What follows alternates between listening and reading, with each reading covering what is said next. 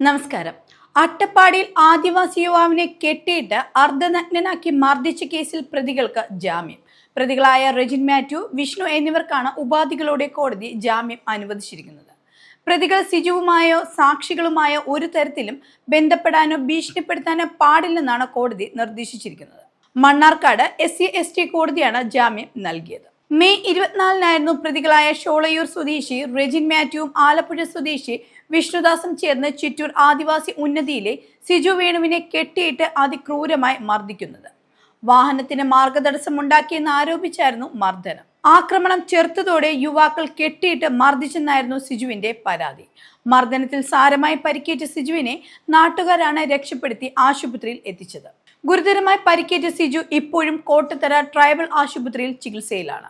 മകനെ മർദ്ദിച്ചവർക്കെതിരെ നടപടി ആവശ്യപ്പെട്ട് സിജുവിന്റെ കുടുംബം രംഗത്തെത്തിയതോടെ അഗളി പോലീസ് സംഭവത്തിൽ കേസെടുക്കുകയായിരുന്നു. അന്വേഷണത്തിനിടെ സിജുവിനെ ആക്രമിച്ച റെജിൻ മാത്യുവും വിഷ്ണുദാസിനെയും കോയമ്പത്തൂരിൽ നിന്നാണ് പോലീസ് പിടികൂടുന്നത്. സിജുവിനെ മർദ്ദിച്ചിട്ടില്ലെന്നും വാഹനത്തിന്റെ ചില്ല കല്ലെറിഞ്ഞ് തകർത്തതോടെ കെട്ടിയിടുക മാത്രമാണ് ചെയ്തതെന്നായിരുന്നു പ്രതികൾ പോലീസിന് നൽകിയ മൊഴി. SC/ST വിഭാഗക്കാർക്കെതിരെയുള്ള അതിക്രമം തടയുന്ന നിയമപ്രകാരമാണ് പിടിയിലായ യുവാക്കൾക്കെതിരെ പോലീസ് കേസെടുത്തത്.